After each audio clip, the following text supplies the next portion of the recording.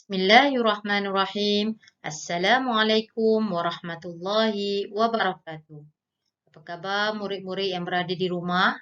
Ustazah doakan semua dalam keadaan baik dan keadaan sihat, insya-Allah.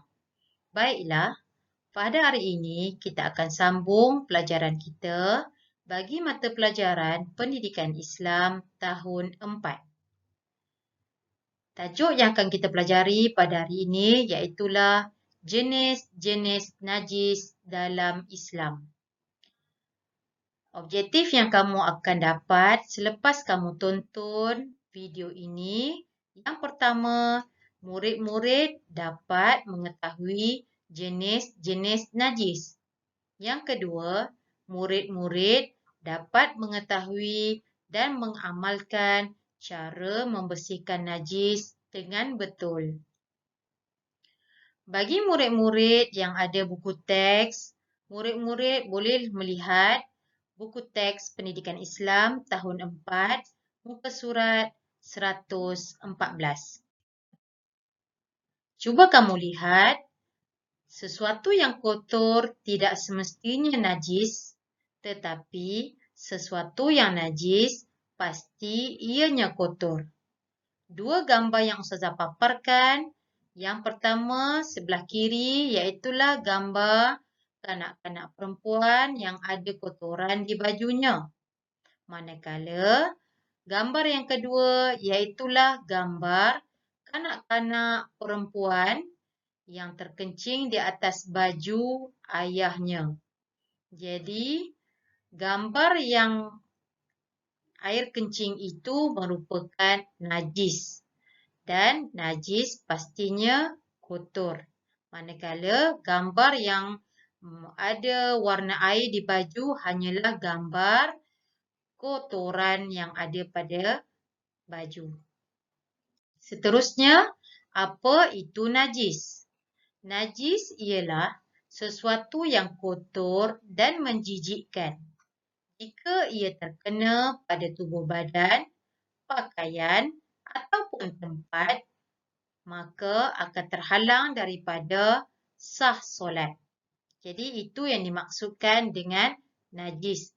Jika ada pada kotoran, najis yang ada pada tubuh badan, pakaian ataupun tempat, menghalang kita daripada sah solat. Seterusnya, jenis-jenis najis. Jenis-jenis najis terbagi kepada 3. Yang pertama, najis mukhaffafah. Yang kedua, najis mutawassithah. Yang ketiga, najis mughallazah. Kita tengok satu persatu apa yang dimaksudkan dengan najis mukhaffafah. Najis mukhaffafah ialah dipanggil juga sebagai najis ringan. Apa yang dimaksudkan dengan najis ringan? Iaitulah air kencing kanak-kanak lelaki yang berumur 2 tahun ke bawah tidak makan dan minum kecuali susu ibunya sahaja. Seterusnya, najis mutawassithah. Najis mutawassithah juga disebut sebagai najis sederhana. Apa maksud najis mutawassithah? Iaitulah semua najis dan kotoran selain najis mukhaffafah dan mughallazah. Apa dia najis mughallazah? Kita akan belajar sebentar lagi. Sebagai contoh najis mutawassithah, iaitulah seperti nanah. Kemudian najis. Tak kiralah najis manusia ataupun najis haiwan. Seterusnya bangkai, darah dan arak. Kemudian kita lihat pula najis mughallazah. Najis mughallazah disebut juga sebagai najis berat. Apa yang dikatakan dengan najis berat? Iaitulah anjing, babi dan keturunannya serta segala perkara yang berkaitan dengan kedua-duanya. Makna kata najis mughallazah ini yang berkaitan dengan anjing, babi dan keturunan Sebagai contoh, kuku dia, kulit dia, air liur, gigi dan apa sahaja yang berkaitan dengan anjing dan babi serta keturunannya. Semua itu disebut dan dipanggil najis mughallazah, najis yang berat. Cara membersihkan najis. Najis mukhaffafah, cara dia ada satu.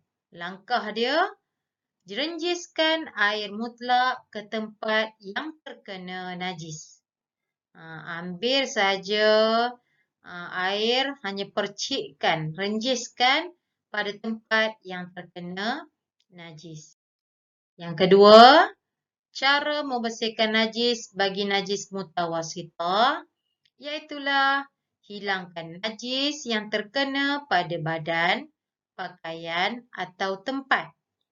Basuh dengan air mutlak sehingga hilang kesannya sama ada warna, bau dan rasa. Seterusnya, najis mughallazah. Cara membersihkan najis mughallazah, yang pertama, hilangkan najis yang terkena pada badan, pakaian atau tempat. Yang kedua, basuh dengan air tanah 1 kali.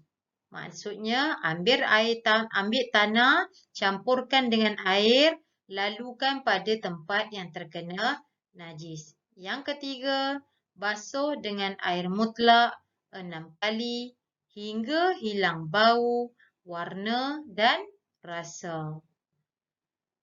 Baiklah, daripada yang kita pelajari pada hari ini, apa yang kesimpulannya iaitulah Islam sangat mementingkan kebersihan. Islam sangat mementingkan kepada sesuatu yang bersih. Allah suka sesuatu yang bersih.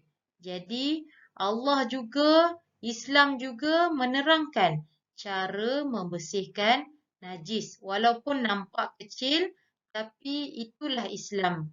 Indahnya Islam apabila dia menerangkan sesuatu yang kecil sehingga sesuatu yang besar satu persatu secara terperinci.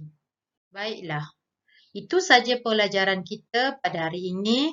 Semoga memberi manfaat kepada anak-anak di rumah dan anak-anak di luar sana.